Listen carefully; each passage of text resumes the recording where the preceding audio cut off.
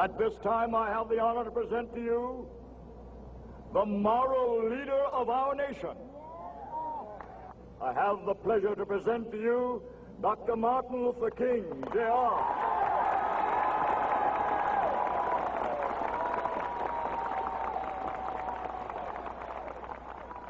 I am happy to join with you today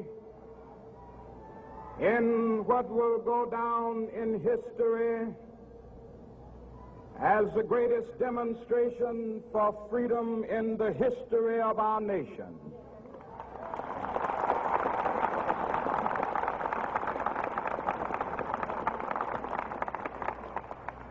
Five score years ago, a great American in whose symbolic shadow we stand today signed the Emancipation Proclamation. This momentous decree came as a great beacon light of hope to millions of Negro slaves who had been seared in the flames of withering injustice. It came as a joyous daybreak to end the long night of their captivity. But 100 years later, the Negro still is not free. 100 years later, the life of the Negro is still sadly crippled by the manacles of segregation and the chains of discrimination. 100 years later, the Negro lives on a lonely island of poverty in the midst of a vast ocean of material prosperity. 100 years later, the Negro is still languished in the corners of American society and finds himself in exile in his own land. And so we've come here today to dramatize a shameful condition. In a sense, we've come to our nation's capital to cash a check.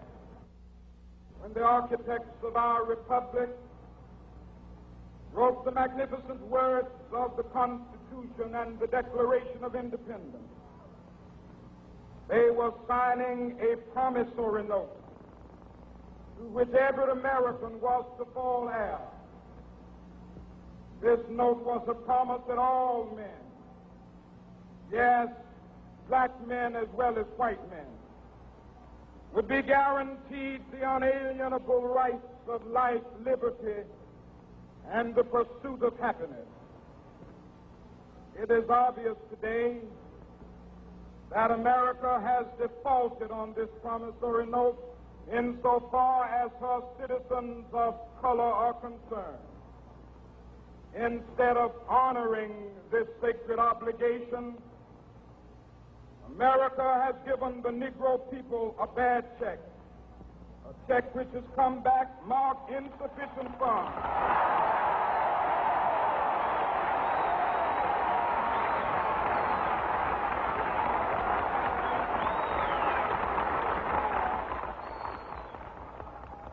But we refuse to believe that the Bank of Justice is bankrupt. We refuse to believe that there are insufficient funds in the great vaults of opportunity of this nation. So we've come to cash this check, a check that will give us upon demand the riches of freedom and the security of justice.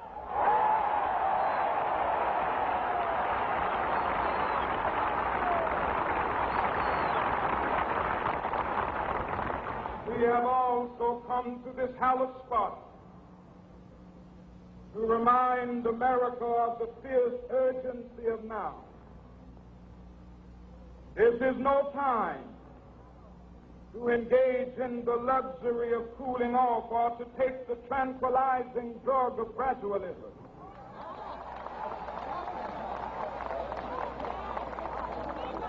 Now is the time to make real the promises of democracy. Now is the time to rise from the dark and desolate valley of segregation to the sunlit path of racial justice. Now is the time to lift our nation from the quicksands of racial injustice to the solid rock of brotherhood. Now is the time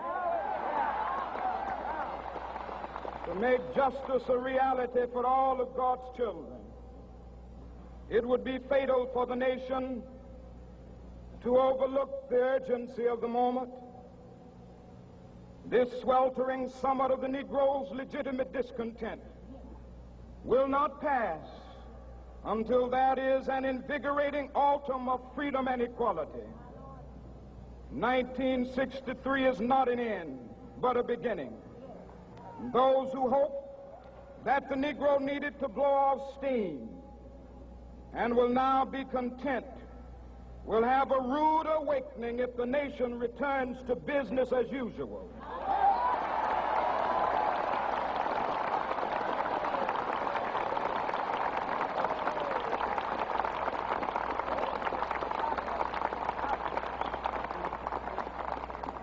There will be neither rest nor tranquility in America until the Negro is granted his citizenship rights.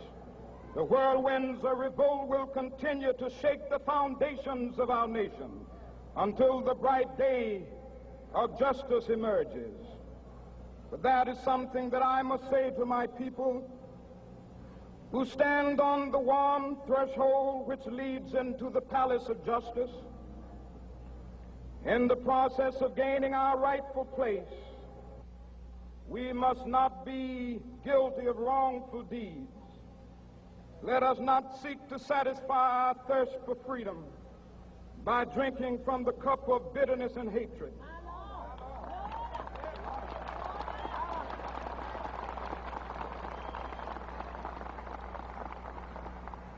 We must forever conduct our struggle on the high plane of dignity and discipline. We must not allow our creative protests to degenerate into physical violence. Again and again, we must rise to the majestic heights of meeting physical force with soul force. The marvelous new militancy which has engulfed the Negro community must not lead us to a distrust of all white people. For many of our white brothers, as evidenced by their presence here today, have come to realize that their destiny is tied up with our destiny.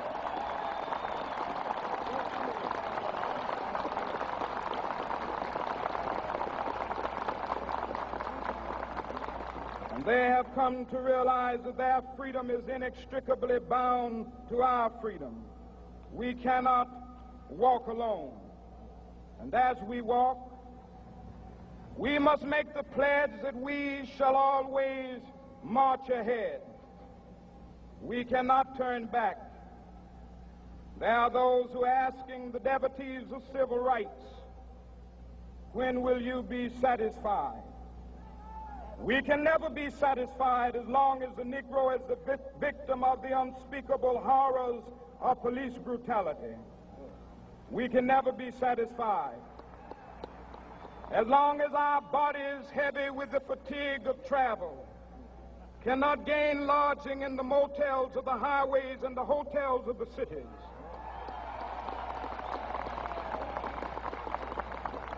We cannot be satisfied as long as the Negro's basic mobility is from a smaller ghetto to a larger one.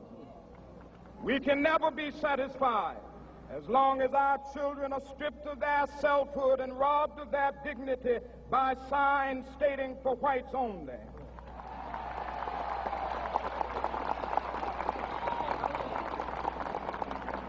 We cannot be satisfied as long as a Negro in Mississippi cannot vote and a Negro in New York believes he has nothing for which to vote.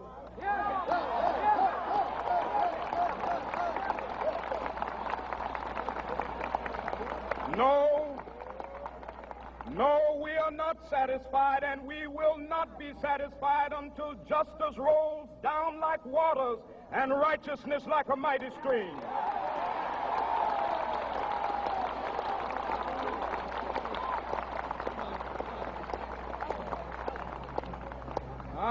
not unmindful that some of you have come here out of great trials and tribulation. Some of you have come fresh from narrow jail cells. Some of you have come from areas where your quest for freedom left you battered by the storms of persecution and staggered by the winds of police brutality. You have been the veterans of creative suffering. Continue to work with the faith that unearned suffering is redemptive. Go back to Mississippi. Go back to Alabama. Go back to South Carolina. Go back to Georgia. Go back to Louisiana. Go back to the slums and ghettos of our northern cities. Knowing that somehow this situation can and will be changed. Let us not wallow in the valley of despair. I say to you today, my friend,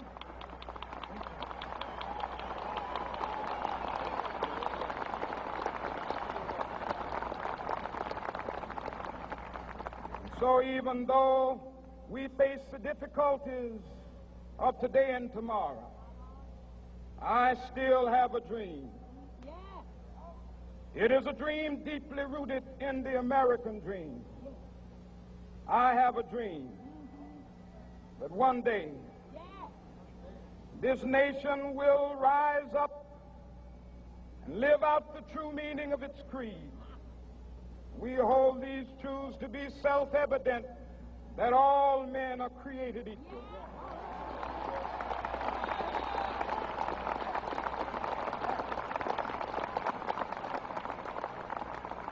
I have a dream that one day on the red hills of Georgia, the sons of former slaves and the sons of former slave owners will be able to sit down together at the table of brotherhood. I have a dream that one day, even the state of Mississippi, a state sweltering with the heat of injustice, sweltering with the heat of oppression, will be transformed into an oasis of freedom and justice. I have a dream that my 4 little children will one day live in a nation where they will not be judged by the color of their skin, but by the content of their character. I have a dream today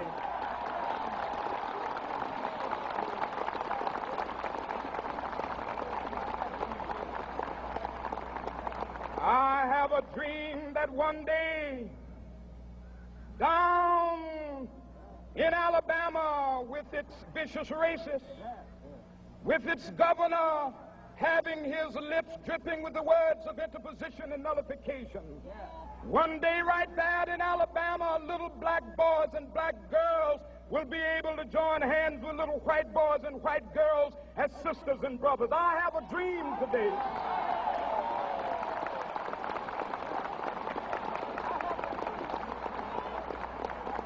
I have a dream that one day every valley shall be exalted, and every hill and mountain shall be made low. The rough places will be made plain, and the crooked places will be made straight, and the glory of the Lord shall be revealed, and all flesh shall see it together.